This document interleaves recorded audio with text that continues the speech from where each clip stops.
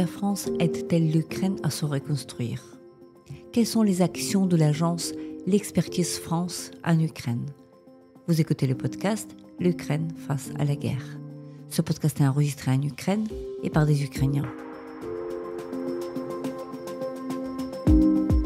Dans ce podcast, nous racontons comment l'Ukraine continue à vivre et à résister face à l'agression russe. Nous proposons des analyses, mais aussi des témoignages.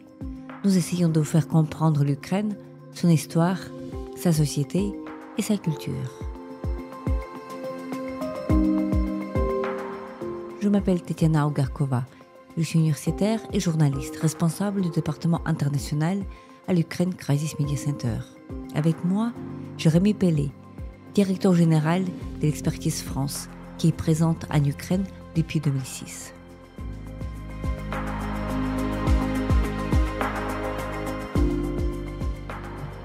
Bonjour Jérémy Pellet. Tout d'abord, merci beaucoup d'avoir accepté notre invitation au podcast L'Ukraine face à la guerre.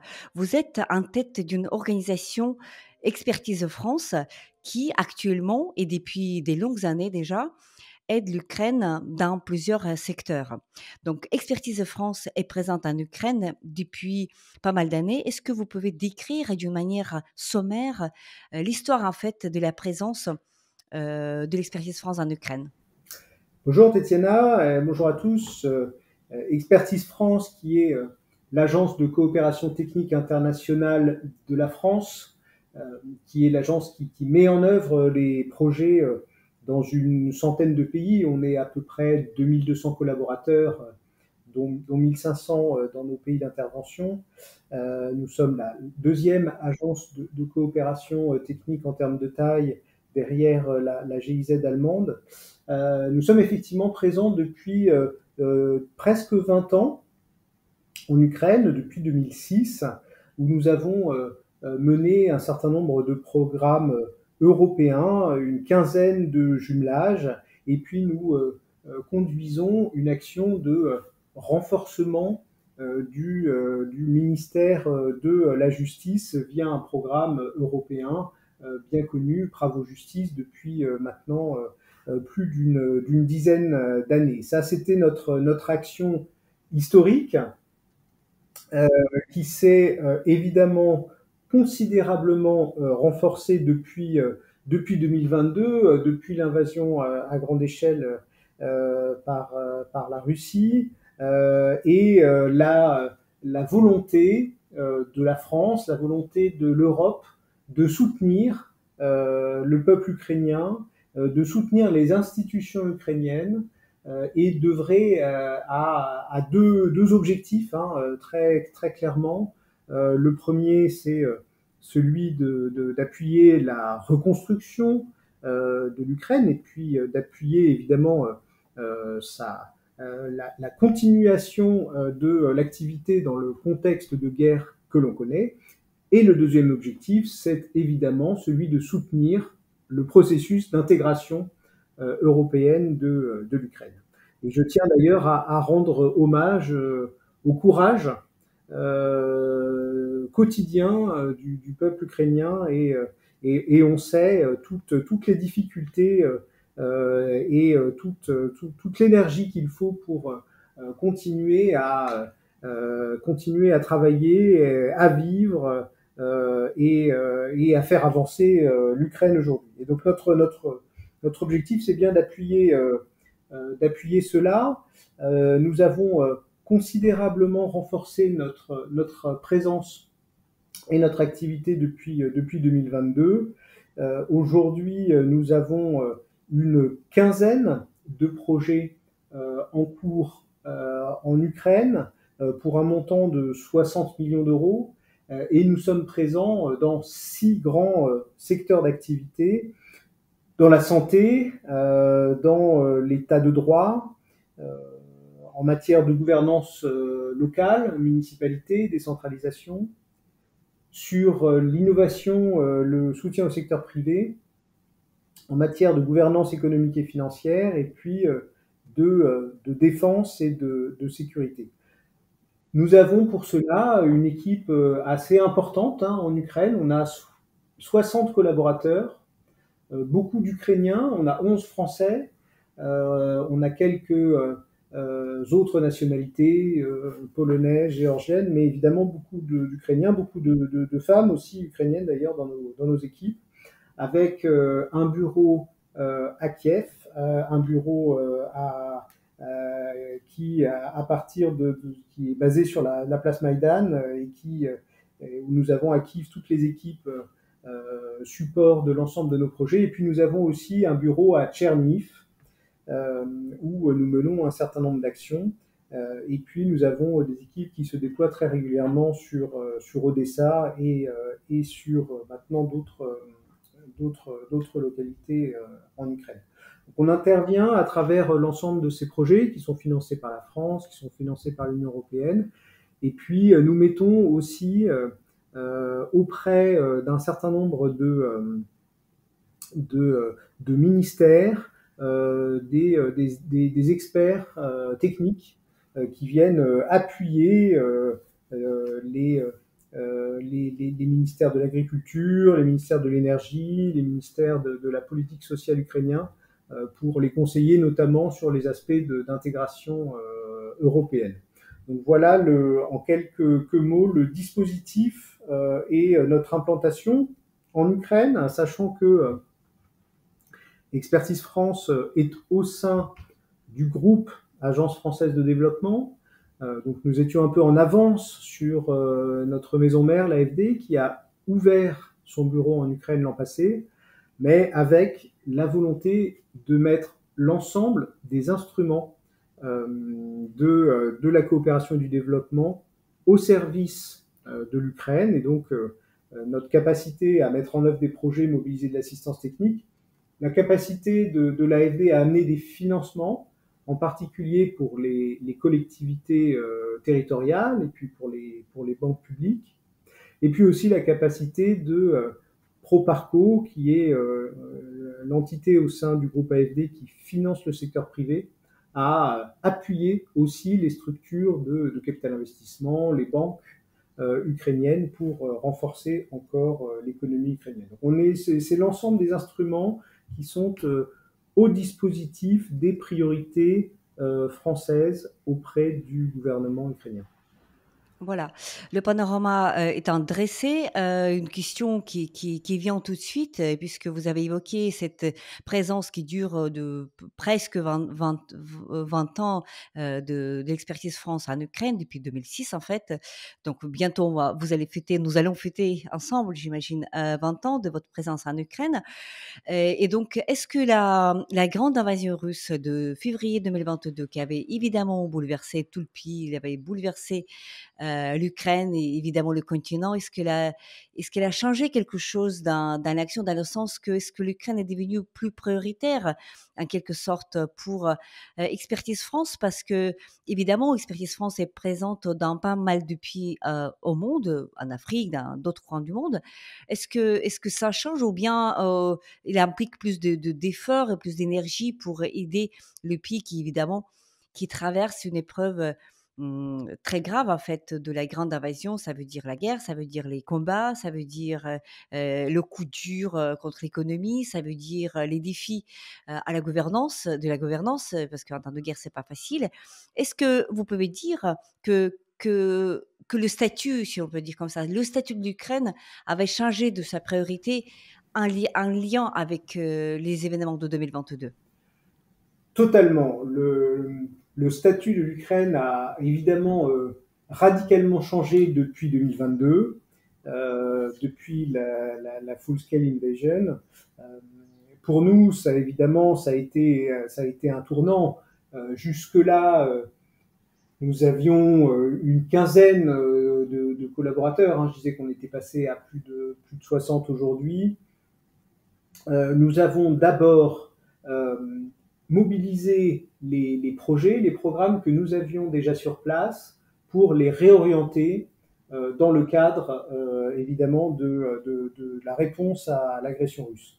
C'est particulièrement vrai pour notre programme Bravo Justice, qui était un programme, qui est toujours d'ailleurs un programme d'accompagnement sur le long terme de l'institution judiciaire ukrainienne, en particulier sur l'appui au service du procureur général et de son équipe.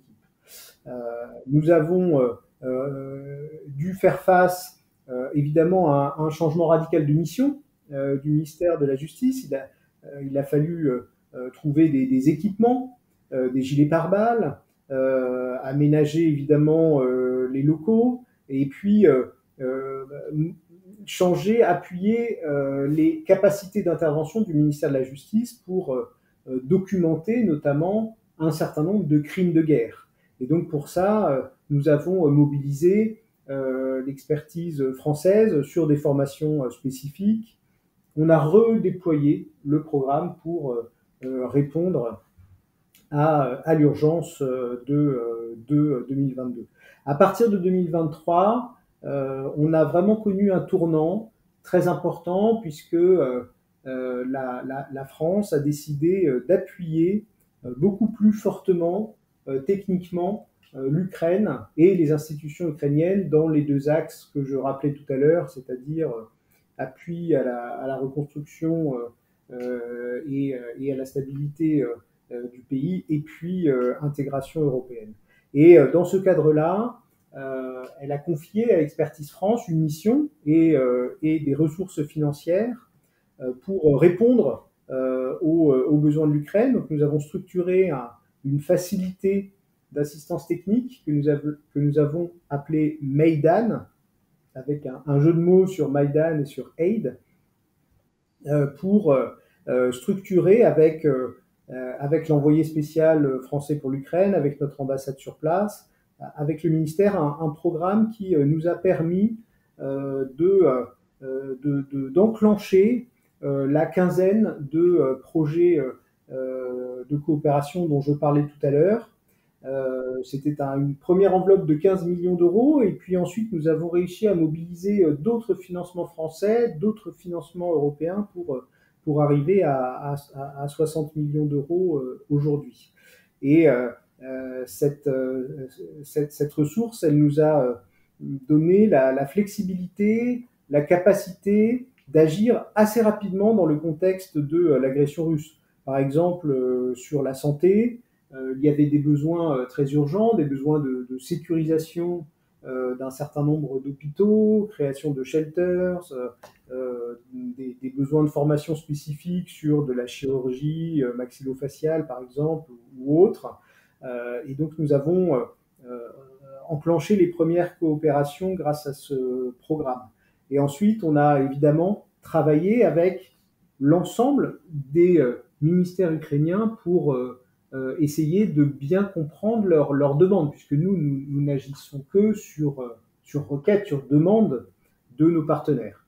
Et donc on a discuté avec un certain nombre de ministères, et j'ai signé 9 mémorandums de coopération avec nos partenaires ukrainiens, avec le ministre de la Santé, avec la ministre de l'Innovation, sur le développement du territoire, avec un certain nombre de services aussi, le service d'audit de l'État, le fonds de propriété de l'État, pour mettre en œuvre des actions de coopération. Donc véritablement, 2022 a été un tournant, et depuis, nous sommes durablement implantés. Nous nous y rendons très régulièrement.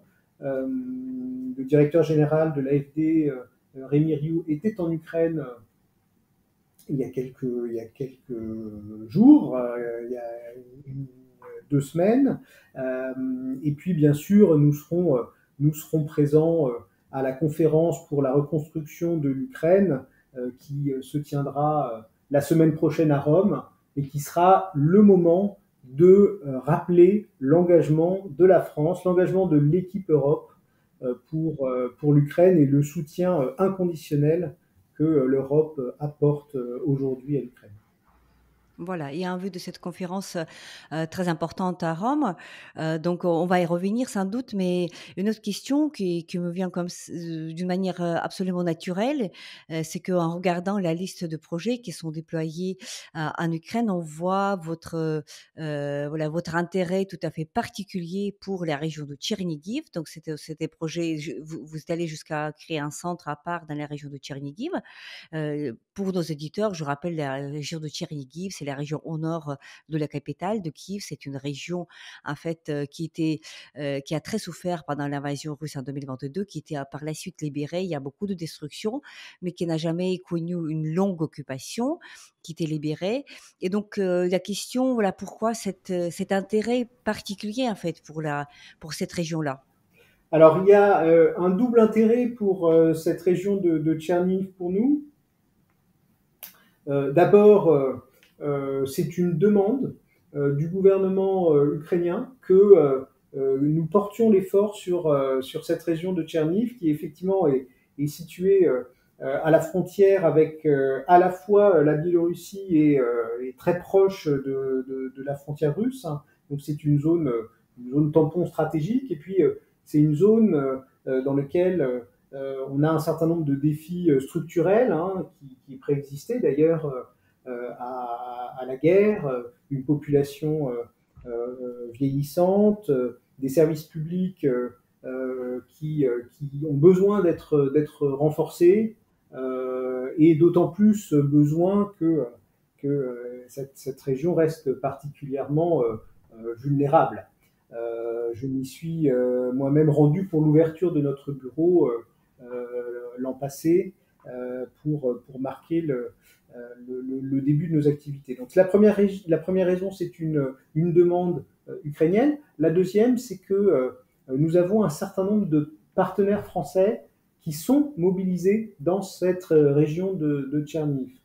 Nous avons en particulier la région Île-de-France, donc la région qui regroupe Paris et puis toutes les communes autour, qui a une coopération avec Tcherniv. On a aussi la ville de La Rochelle et d'autres villes françaises qui ont des liens historiques avec cette région. Et donc c'est pour cela que nous avons décidé et de manière organisée d'ailleurs avec l'ensemble des partenaires de l'Ukraine. Hein, en juillet 2022, tous les partenaires de l'Ukraine s'étaient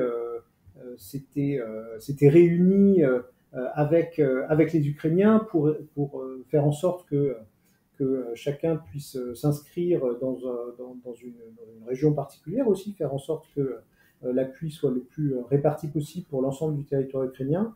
Et donc nous, sur cette région de Tcherniv, on a un certain nombre d'actions assez structurantes. D'abord, on appuie l'oblast et puis on appuie un certain nombre de municipalités sur la manière de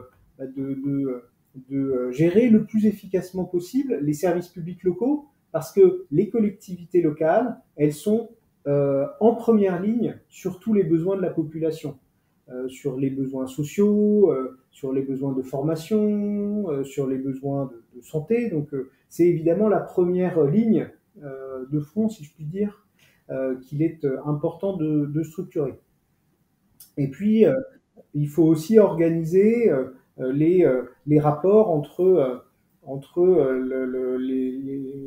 la région, la municipalité et l'État. C'est évidemment très important que tout cela fonctionne en bonne articulation. Donc c'est pour ça que nous avons dans cette région un certain nombre d'actions qui vont de l'appui aux collectivités locales jusqu'à des actions plus spécifiques. Nous avons participé à la consolidation du toit du théâtre de Tcherniv, hein, qui avait été frappé par un missile et qui est maintenant opérationnel. On a réhabilité l'hôpital régional pédiatrique de Tcherniv, ainsi que l'hôpital régional psychiatrique. Donc on a une action assez forte sur cette partie du territoire ukrainien. Oui, tout à fait. Un autre projet qui est absolument intéressant, qui aussi figure, dans la liste des activités de Expertise France en Ukraine, c'est le projet qui est situé tout au contraire de Tchernihiv, au sud de Lviv. C'est Odessa. Il est question d'Odessa, une ville portuaire, qui subit d'ailleurs des frappes permanentes par des drones, russes, missiles aussi, donc qui a aussi malheureusement beaucoup de destruction, y compris dans le centre historique. Et donc là, à partir de décembre 2024, vous avez ce projet de Superhumans, un projet qui s'inspire évidemment de ce centre de Superhumans à Lviv, à l'extrémité l'ouest du pays. Et donc, c'est un projet avec le focus sur la réhabilitation, on peut deviner, des militaires, tout d'abord, sans doute, des militaires, rééducation physique, des blessés de guerre. Est-ce que vous pouvez nous dire davantage sur ce projet et aussi sur, le tempo? Quand est-ce que, ce centre sera opérationnel et va accueillir ses premiers patients? Effectivement, le centre Superhumans d'Odessa est un de nos projets phares. Il est destiné à servir des services complets de prothèses et de réhabilitation pour les blessés de guerre, hein, à l'image du centre de Lviv, hein, qui est déjà particulièrement efficace. J'avais validé ce projet lors de la précédente conférence sur la reconstruction de l'Ukraine à Berlin en juillet dernier.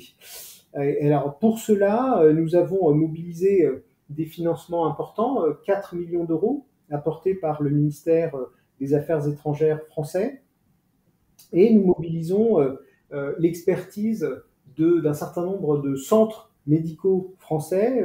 Je pense notamment au centre hospitalier universitaire d'Amiens. Je pense aussi à l'hôpital parisien de la Pitié-Salpêtrière, qui vont appuyer les formations dans ce centre, dans ce complexe, hein, qui aura à la fois un aspect de de mise en place de prothèses, donc un aspect chirurgical, mais aussi un centre de rééducation physique, de rééducation par le sport et un centre de recherche. Donc ce sera véritablement un pôle de santé pour Odessa et aussi pour toutes les régions aux alentours. Donc un projet très important. Hein.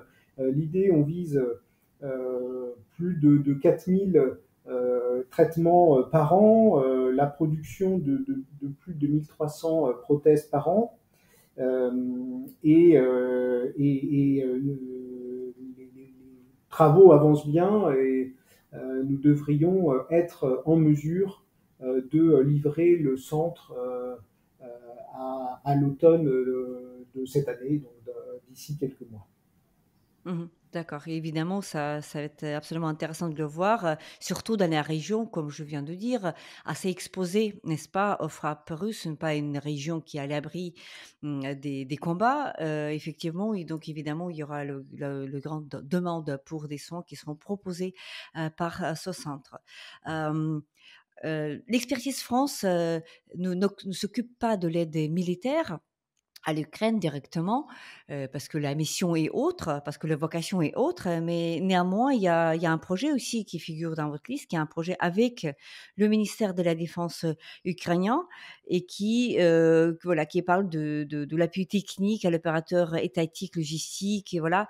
Est-ce que vous pouvez dire ce que c'est? Parce que évidemment, le ministère de la Défense, en temps de guerre, c'est un ministère clé, et donc on voudrait comprendre mieux ce que la France fait, dans son soutien au ministère de la Défense ukrainien, en temps de guerre. Même s'il ne s'agit pas de armements létaux, évidemment, il s'agit d'autres choses. Oui, notre objectif, c'est d'accompagner l'agence d'achat de matériel non létal du ministère de la Défense ukrainien.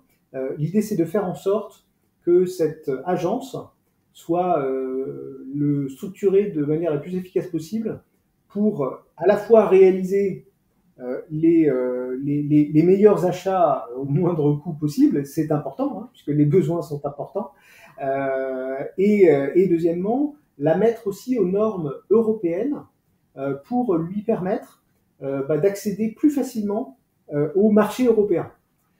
Et donc c'est évidemment très important pour la structuration de l'effort de guerre ukrainien, mais plus généralement la structuration des institutions ukrainiennes dans la perspective que je disais tout à l'heure d'intégration à l'Union européenne.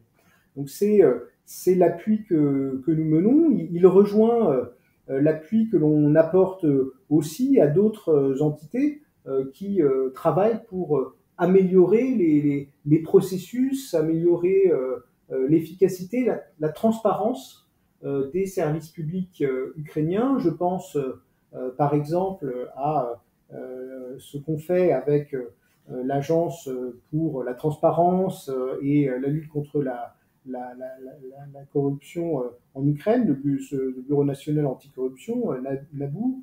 Je pense aussi à le travail que nous avons avec le State Audit Service, l'institution qui se charge de contrôler les services publics ukrainiens. C'est autant d'actions qui sont évidentes. Et puis, bien sûr, tout ce que nous conduisons avec le ministère de la Justice pour avoir une justice impartiale, transparente, intègre, bien formée, qui sont des piliers absolument indispensables pour l'intégration de l'Ukraine à l'espace de l'Union européenne. C'est d'ailleurs, et ça on est très fiers, l'un des critères qui a été retenu par la Commission européenne pour valider le processus de préadhésion de l'Ukraine à l'Union européenne. Ce sont les progrès qui ont été faits en matière de vérification, de l'impartialité, de l'honnêteté des juges et des procureurs en Ukraine. Et ça, c'est directement lié au projet que nous menons avec le ministère de la Justice ukrainien. Donc, on est très content de voir que ce travail de lutte contre l'impunité, il a été aussi une des raisons qui ont été retenues pour que l'Ukraine puisse avancer dans son processus d'adhésion à l'Union.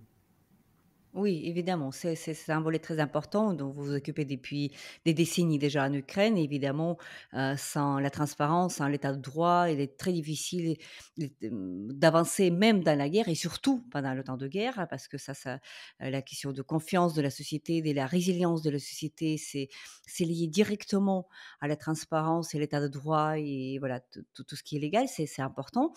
Et sans doute la dernière question à vous, Jérémy, serait sur vos attentes et sur, vos projets pour, déjà cette conférence à Rome, qui évidemment se déroule dans un contexte un peu différent par rapport à la conférence de l'année précédente, puisque, nous entrons dans une époque où en fait, d'autres aides à la reconstruction et autres, devient un déficit en Ukraine. Je parle tout d'abord, de l'aide américaine.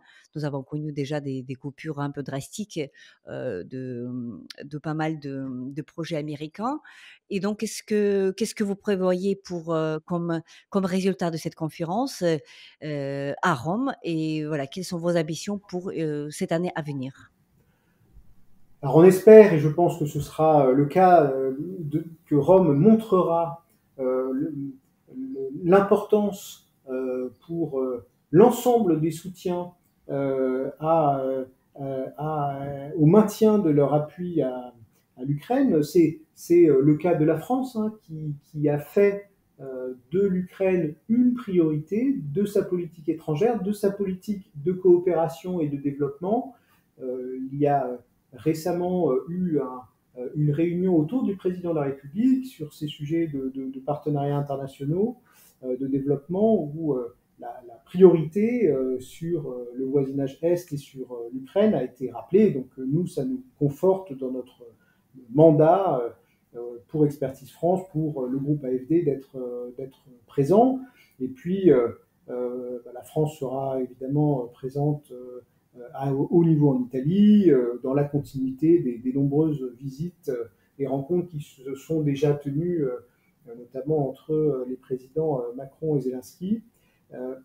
Bien sûr, pour nous, ce sera aussi un moment important parce que ce sera le moment de nous inscrire dans cette équipe Europe au service de l'Ukraine. Donc, nous aurons l'occasion de signer à Rome un projet européen avec d'autres pays, avec un certain nombre de pays baltes, avec l'Allemagne, avec d'autres, un projet européen en faveur de la reconstruction de l'Ukraine. Donc ça, ce sera de l'argent de la Commission européenne pour la reconstruction de l'Ukraine qui sera mobilisé et présenté à Rome. Et puis, pour nous, ce sera aussi l'occasion de valoriser tout ce que nous avons contribué à faire, mais surtout tout ce que les Ukrainiens ont fait. Parce que, en réalité, moi, ce qui me frappe depuis que nous avons accru notre activité, c'est à quel point de voir à quel point les institutions ukrainiennes, les ministres, l'ensemble des services concernés sont mobilisés pour faire en sorte d'avancer le plus efficacement, le plus vite possible, sans perte de temps, sérieusement sur l'ensemble des réformes. On a fait vraiment, et les Ukrainiens ont fait des progrès absolument phénoménaux sur énormément de sujets, en étant très innovants d'ailleurs. Hein. Nous, dans les programmes qu'on voit, on voit énormément d'innovations sur la transparence, sur le contrôle des investissements publics, par exemple, sur l'innovation, sur la digitalisation d'un certain nombre de process qui vont très vite, avec vraiment une volonté de regagner quelque part du temps sur notamment le processus d'adhésion à l'Union européenne, qui est un processus compliqué. Hein. Il y a énormément de chapitres. On sait que ça prend beaucoup de temps, c'est très long, ça mobilise beaucoup de gens. Mais moi, je suis vraiment impressionné par le sérieux et l'efficacité avec laquelle ce processus est conduit. Et donc, évidemment, c'est important, je pense, que Rome soit le moment de montrer tous les efforts faits par les Ukrainiens grâce au soutien de la communauté internationale. C'est évidemment capital.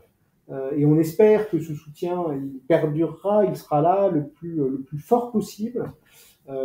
Nous jouons notre part. Alors on ne peut pas tout faire. Vous l'avez rappelé, les Américains ont interrompu un certain nombre de programmes dans le cadre de la fermeture de USAID en Ukraine. Alors aujourd'hui, USAID a disparu, mais il y a quelques jours, le gouvernement américain a annoncé qu'en fait, ces activités seraient reprises par le ministère des Affaires étrangères, le Department of State. Donc on verra ce que ça donne. Peut-être que ça va permettre de reprendre un certain nombre d'actions. En tout cas, certaines ont été interrompues depuis le mois de janvier. Nous avons, avec les moyens que nous avons, essayer de nous y substituer dans un certain nombre de cas où on pensait vraiment que l'appui américain était absolument essentiel. Je pense par exemple au ministère de la Santé, où l'unité pour la reconstruction des infrastructures de santé était portée par les Américains. On l'a repris sur financement français. Donc on a essayé évidemment de jouer ce rôle-là, même si personne ne pourra se substituer à l'aide américaine dans son montant. Mais en tout cas, c'est très important de montrer cette solidarité européenne, de montrer que nous sommes là, que nous nous inscrivons aussi dans le temps long, malgré les difficultés, malgré les attaques quotidiennes. Nous continuons à avoir des échanges, à aller en Ukraine, à faire en sorte qu'un certain nombre d'Ukrainiens viennent d'ailleurs régulièrement en France pour être formés, pour développer de nouvelles techniques. C'est la nature de notre activité, c'est ce qu'on va continuer à faire. Et encore une fois, on va continuer à appuyer ce courage très fort du peuple ukrainien qui continue à avancer malgré les difficultés.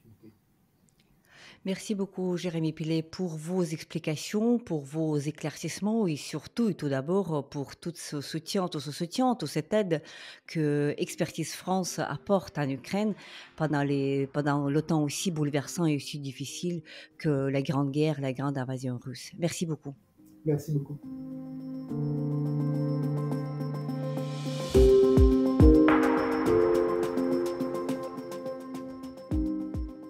C'était le podcast L'Ukraine face à la guerre. N'hésitez pas de partager cette émission.